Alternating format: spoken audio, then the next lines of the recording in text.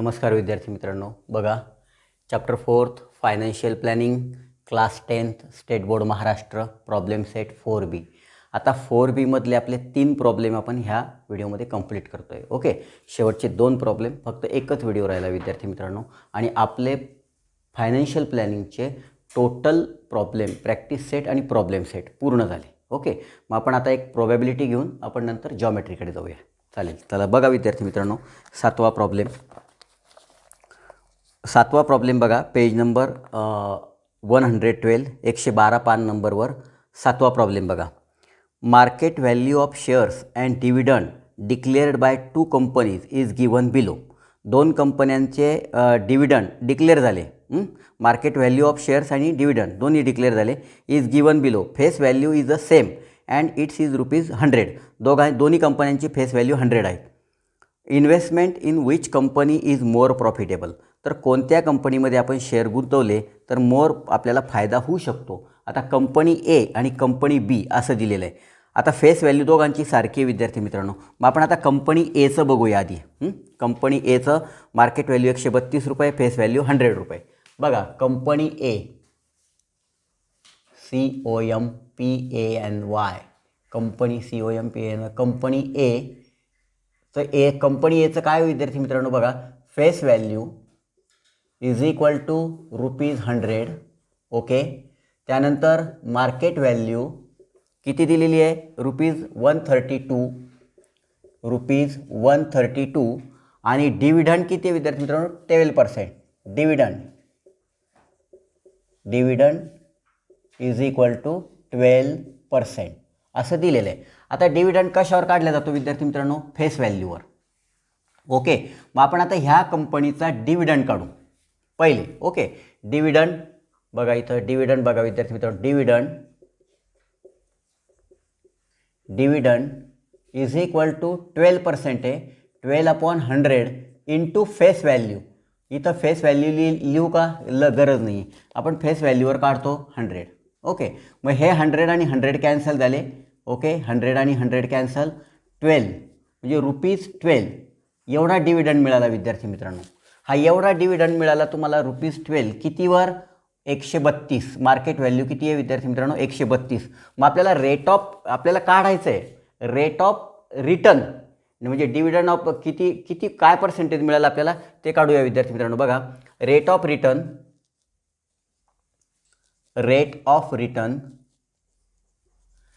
Return is equal to, आता आपण जो डिव्हिडंड काढलेला आहे, डिव्हिडंड अपॉन इन्व्हेस्टमेंट. किती इन्व्हेस्टमेंट गुंतवतोय आपण इथं, 132. म्हणजे डिव्हिडंड सांगतो विद्यार्थी मित्रांनो. बघा, आपण डिव्हिडंड कितीवर काढला, एका शेअरवर काढला. एक शेअर फक्त, फेस व्हॅल्यू किती आहे, ₹100. त्या एका शेअरवर आपल्याला ₹12 मिळतोय. मग आता मार्केट व्हॅल्यू किती एका शेअरची, ₹132. म्हणजे पर share, investment per share market value असं लिहूया आपण इथं, मार्केट व्हॅल्यू इंटू 100. ओके, मग आता डिव्हिडंड आपण किती काढला, ₹12. ₹12 म्हणजे आपल्याला ₹132 आपण जर शेअर घेतला तर आपल्याला 12, तर त्याचा रेट ऑफ रिटर्न काढतोय आपण. मग आता हे कसं करणार विद्यार्थी मित्रांनो, आता बघा 12 इथं आपण कॅल्क्युलेशन करूया. 12/132 गुणिले 100. ओके, याला जर 6 केलं तर याला बेसक 12 आणि बेसक 12 याला 3 केलं तर याला किती होतील विद्यार्थी मित्रांनो, 33 आणि 3 1 3 आणि 11. ओके, म्हणजे 1/11 इंटू 100 म्हणजे 100/11. आता 100/12. ओके, 100/11 ना, 100/11, 11 मग 99. ओके, 100मधून 99 गेले 1, भाग जात नाही दशांश, 0, पुन्हा भाग जात नाही, पुन्हा 0, 100, 11 मग 99 म्हणजे 9.09% हा आपल्याला रेट ऑफ रिटर्न मिळाला एका शेअरवर. ओके, एका शेअरवर म्हणजे कंपनी एमध्ये जर आपण फेस व्हॅल्यू 100वर जर आपण डिव्हिडंड काढला आणि मार्केट व्हॅल्यू ₹132 आहे, तर dividend upon investment per share into 100 म्हणजे आपल्याला रेट ऑफ रिटर्न ह्या कंपनीचा 9.09 मिळतो आहे. आता ह्याचप्रमाणे आपण कंपनी बीचं काढू. जर तो कंपनी बीचा जर कमी असेल तर ए प्रॉफिटेबल आहे, बीचा जर जास्त असेल तर बी प्रॉफिटेबल आहे. ओके, मग आता company B, COMPANY, company B. Okay विद्यार्थी मित्रांनो, कंपनी बी. मग आता इथं पुन्हा face value is equal to ₹100. त्यानंतर मार्केट व्हॅल्यू, आता कंपनी बीची मार्केट व्हॅल्यू 144 रुपये विद्यार्थी मित्रांनो, 144. म्हणजे कोणत्या कंपनीमध्ये आपण पैसे गुंतवावे. डिव्हिडंड, याचा डिव्हिडंड किती विद्यार्थी मित्रांनो, 16%. Dividend is equal to 16%. आता ह्याप्रमाणेच काढू आपण dividend. Dividend is equal to 16% into upon 100 into किती याची फेस व्हॅल्यू 100, म्हणजे 100 असं काढतं. पुन्हा 100 कॅन्सल, म्हणजे ₹16. ओके, सेम आहे विद्यार्थी मित्रांनो. बघा हे नाही सारखं चाललं, बघा सगळं सारखं चाललं. मग आता rate of return, rate of return is equal to dividend, dividend upon investment per share, investment per share market value. Okay, into 100. मग डिव्हिडंड किती आहे विद्यार्थी मित्रांनो, 16 रुपये. इन्व्हेस्टमेंट पर शेअर 144 रुपये गुणिले 100. आता आपण याचं काढूया विद्यार्थी मित्रांनो. याचं काय येईल, 16 म्हणजे आपण जर 8 केले, अर्धे केले आणि बेसती 14 आणि बेदोनी 4, मग परत 4 केले, बेत्रिक 6 आणि बेसक 12, म्हणजे 4 1 4 आणि 9 चौक 36, म्हणजे 1/9, म्हणजे 100 अपॉन 9. आता 100/9 म्हणजे 100 भागिले 9, 9 1 9, 10तून 9 गेले 1 0, 9 1 9, 10तून 9 गेले 1.0, 10 1 सॉरी 9 1 9, पुन्हा 1, म्हणजे 11.11. ओके, 11.11. मग आता रेट ऑफ रिटर्न कोणत्या कंपनीचा जास्त आहे विद्यार्थी मित्रांनो, 11.11. म्हणजे रेट ऑफ रिटर्न आपल्याला वापस मिळायचा हा रेट जास्त आहे. मग आपण लिहूया. झालं विद्यार्थी मित्रांनो, हे दोन्ही लिहिलं. या कंपनी एचं झालं आणि हे कंपनीचं बी झालं. मग आता इथं क्लिअर दिसतंय तुम्हाला. मग आपण इथं खाली लिहू शकतो. वरचं मिटवू का इकडचं विद्यार्थी मित्रांनो, बघा इकडचं मिटवतो मी. Rate of return company B, rate of return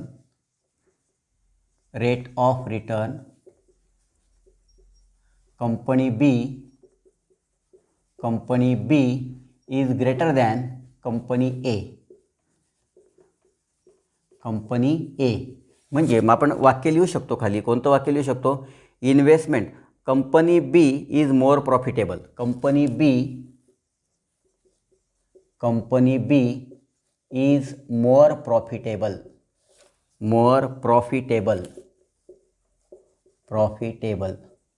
okay विद्यार्थी मित्रांनो, अशा प्रकारे आपलं उत्तर संपलेलं आहे. ओके, अतिशय सोपं आहे. असं दोन याच्यामध्ये करा आणि उत्तरं काढा. चला आपण आता पुढचं बघूया विद्यार्थी मित्रांनो. कितवं, 7वं झालं नाही, 8वं गणित आहे.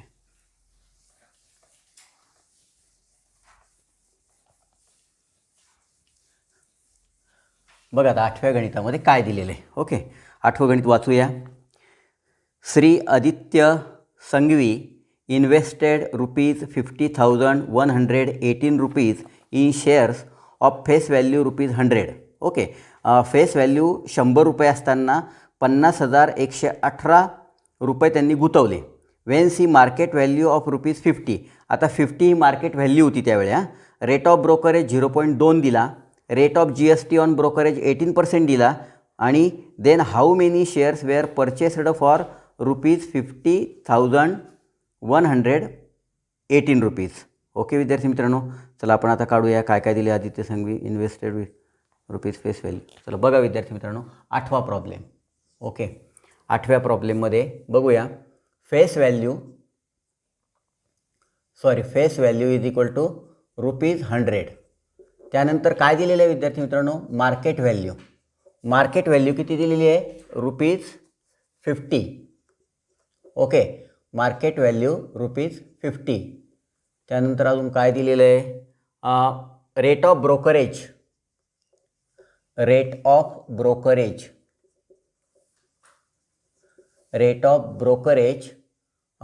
0.2%. त्यानंतर rate of GST on brokerage, rate of GST हे गिवन आहे सगळं, पुस्तकातलंच लिहितोय मी, rate of GST on brokerage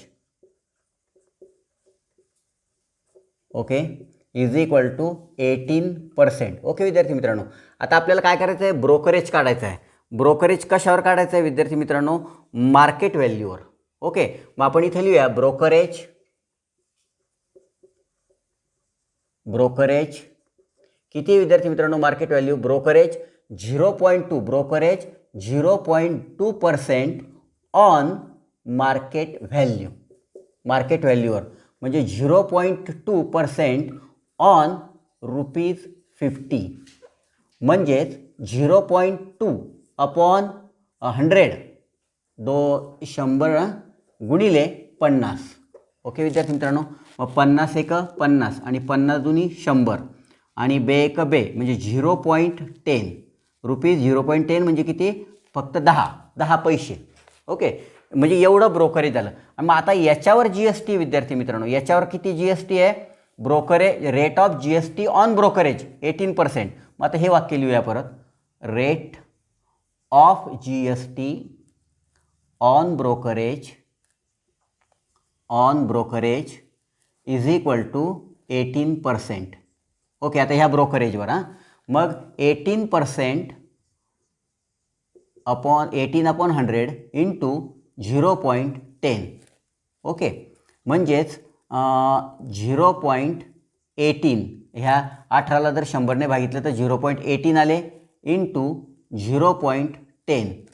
okay विद्यार्थी मित्रांनो, असं येईल ना, असं येईल ना, बघा ना, 0.18 इंटू 10. मग आपण आता यांचा गुणाकार करूया, 10 गुणिले 18, 18 0 0 18 1 18. ओके विद्यार्थी मित्रांनो, 18 0 0 18 1 18 आणि किती नंतर दशांश विद्यार्थी मित्रांनो, 1 2 3 4, म्हणजे 1 2 3 4 म्हणजे 0.018. ओके, 0.018. बघा विद्यार्थी मित्रांनो, बरोबर आहे का, 0.018. ओके, एवढं आलेलं आहे त्याचं rate of GST on brokerage. आता काय काढायचं विद्यार्थी मित्रांनो आपल्याला, बघा rate of GST on brokerage आलं, आता काढायचं आहे rate of GST on brokerage, then how many shares were purchased. मग आता एका शेअरची किंमत किती झाली की मार्केट व्हॅल्यू 50 रुपये, ब्रोकरेज दिलं 10 पैसे आणि GST दिलं, मग ह्या सगळ्यांची बेरीज करावं लागेल आपल्याला, मार्केट व्हॅल्यू, ब्रोकरेज आणि रेट ऑफ GST. मग आपण करूया, इथं लिहूया रेट ऑफ हे investment for one share is equal to market value plus brokerage plus GST on brokerage. Okay, market value किती विद्यार्थी मित्रांनो, 50 रुपये. त्यानंतर याच्यावर ब्रोकरेज किती दिलं आपण, 0.10 पैसे आणि याच्यावर परत आपण रेट ऑफ GST ब्रोकरेजवर किती दिली विद्यार्थी मित्रांनो, 0.08. ओके विद्यार्थी मित्रांनो, एवढं आपण दिलेलं आहे. म्हणजे टोटल किती झालं विद्यार्थी मित्रांनो, आता हे बघा 50, 10 आणि 18, आपण यांची बेरीज करूया, नंतर दशांश ठेवूया विद्यार्थी मित्रांनो. 8 5 6 7. ओके, नाही ना, 50 असं नाही होणार, नाही बेरीज असं 50.00.10 त्यानंतर 0.018. ओके, 811.050 म्हणजे ही बेरीज झाली विद्यार्थी मित्रांनो 50.118. म्हणजे एवढ्याला तो एक शेअर पडला विद्यार्थी मित्रांनो, आपल्याला एक शेअर एवढ्याला पडला. लक्षात येतं आहे का, फेस व्हॅल्यू 100 रुपये, मार्केट व्हॅल्यू 50 रुपये, रेट ऑफ ब्रोकरेज 0.2. आपण ब्रोकरेज काढला मार्केट व्हॅल्यूवर, नंतर ब्रोकरेजवर GST आहे, म्हणजे एक शेअर खरेदी करताना आपल्याला एवढी अमाऊंट मिळाली. आणि इन्व्हेस्टमेंट किती केलेली आहे विद्यार्थी मित्रांनो,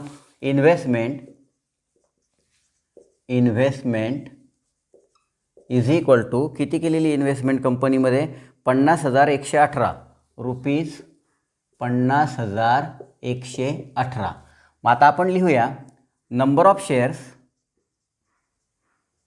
number of shares is equal to investment upon investment for one share, investment for one share. Okay, मग आता इन्व्हेस्टमेंट किती केलेली आहे विद्यार्थी मित्रांनो? 50,118 रुपये ना, 50,118 रुपये. आणि इन्व्हेस्टमेंट फॉर वन शेअर 50.118, 50.118. मग आता आपण हे दशांश जर काढलं तर वर तेवढे आपल्याला शून्य वाढवावं लागतील. 50, 118, 3 नंतर 1, 2, 3 आणि खाली झाले पूर्ण, आपण पूर्णांक घेतलं 1, 1, 18 म्हणजे 50, 118 एक 50, 118 1 आणि 3 शून्य म्हणजे 1000 शेअर परचेस केले. मग खाली एक वाक्य लिहून टाका विद्यार्थी मित्रांनो की Shri Aditya Sanghvi purchase 1000 share. Okay, काय लिहाल वाक्य विद्यार्थी मित्रांनो? Shri Aditya Sanghvi purchase 1000 share. Okay, फक्त एवढं एक वाक्य लिहायचं आहे तुम्हाला. बाकी असं गणित आहे विद्यार्थी मित्रांनो, अतिशय सोपं आहे, फक्त व्यवस्थित समजून घ्या. आता शेवटचं 9वं गणित घेऊया, problem number 9. Problem number 9.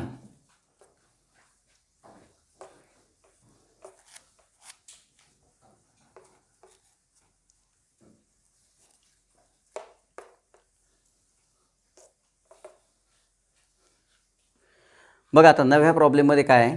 Shri Batliwala sold shares ₹30,350 and purchased share ₹69,650 in a day. एका दिवसात त्यांनी 30,350चे शेअर विकले आणि 69,650चे शेअर खरेदी केले. Okay, purchase. He paid brokerage at the rate of 0.1. दोन्ही व्यवहार करताना 0.1 ब्रोकरेज दिलं, सेल अँड परचेस, आणि 18% GST दिले. तर find the total expenditure on brokerage and tax. आपल्याला हे काढायचं आहे विद्यार्थी मित्रांनो, अतिशय सोपं आहे. बघा प्रॉब्लेम नंबर 9 आपण इथे लिहूया. Sold shares value of sold shares,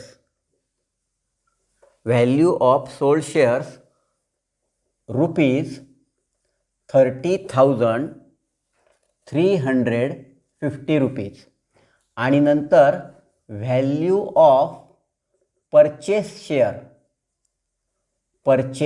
shares is equal to ₹69,650. Okay, आता आपण इथं टोटल करूया. Total value, okay, total value is equal to ₹0, 5 5 10 0, हातचाला 1 6 1 7 8 9 10 0, हातचाला 1 9 1 10 0, हातचाला 1 6 1 7 8 9 10 म्हणजे एकक, दशक, शतक, हजार, 10,000, लाख. 1,00,000 रुपये त्यांचा व्यवहार झाला. आणि हा 1,00,000 व्यवहार होत असताना 0.1 ब्रोकरेज दिलं, त्यांनी दलाली दिली आणि परचेस 18% GST ऑन ब्रोकरेज दिलं.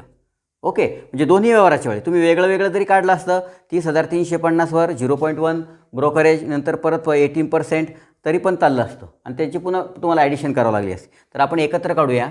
मग इथं लिहूया विद्यार्थी मित्रांनो, ब्रोकरेज ऑन 0.1 सॉरी ब्रोकरेज असं लिहू, brokerage is equal to 0.1 on ₹1,00,000. Okay, म्हणजेच 0.1 अपॉन 100 इंटू 0 कॅन्सल झालं विद्यार्थी मित्रांनो. ओके, बरोबर आहे ना, 1 2 3 4 5 म्हणजे किती येईल विद्यार्थी मित्रांनो? इथं येईल परत एक, याला गुणल्यानंतर 1,00,000, 1,000 आणि 1 नंतर दशांश म्हणजे ₹100. ब्रोकरेज किती दिलं विद्यार्थी मित्रांनो? ₹100. आता या ₹100वर आपल्याला परत 18% जी एस टी द्यायचा आहे. मग आपण इथं लिहूया rate of G S T on brokerage, rate of G S T on brokerage is equal to 18% on brokerage. 18% on brokerage म्हणजे किती? 18% ऑन ₹100. ओके, मी असं double rate of G S T on brokerage म्हणजे 18% on brokerage, इथं brokerage on brokerage. मग brokerage किती काढलं विद्यार्थी मित्रांनो? ₹100.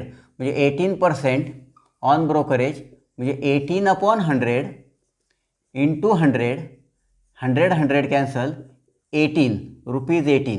म्हणजे ₹18 गेले या व्यवहारामध्ये. 1,00,000ला 18 जी एस टी गेला आणि ₹100 ब्रोकरेज गेलं. तर मग आता टोटल एक्सपेंडिचर आपण काढूया. इथं लिहूया विद्यार्थी मित्रांनो, total expenditure on brokerage and tax on, किंवा असं लिहू ना आपण, एक मिनटं असं वाक्य लिहू. बाटलीवाला आहे ना, Shri Batliwala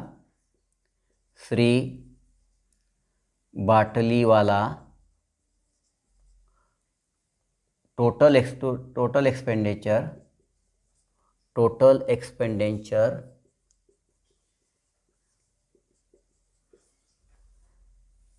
is equal to brokerage plus G S T. Brokerage ₹100 plus G S T 18 म्हणजेच ₹118. एवढा त्याला खर्च आला विद्यार्थी मित्रांनो. एवढं त्यांचं एक्सपेंडिचर झालं. अशा प्रकारे साधं गणित आहे आणि सोपं गणित आहे. ओके विद्यार्थी मित्रांनो, जी अमाऊंट आहे तुम्ही वेगळं जरी काढलं असतं याच्यावर व्हॅल्यू ऑफ सोल्ड शेअरवर तरी चाललं असतं, परंतु दोन्ही याच्यावर सारखंच आहे ब्रोकरेज आणि सारखंच 18% जी एस टी आहे, म्हणून आपण एकत्र काढलं आणि दोघांची बेरीज केली. ओके विद्यार्थी मित्रांनो, 7, 8, 9 प्रॉब्लेम झाले. आपण आता 10 आणि 11 2च प्रॉब्लेम राहिले. आपण ते पुढच्या व्हिडिओमध्ये कंटिन्यू करूया आणि ह्या चॅप्टरला, फायनान्शियल प्लॅनिंगला, अर्थनियोजनाला फुल स्टॉप देऊया. बाय विद्यार्थी मित्रांनो.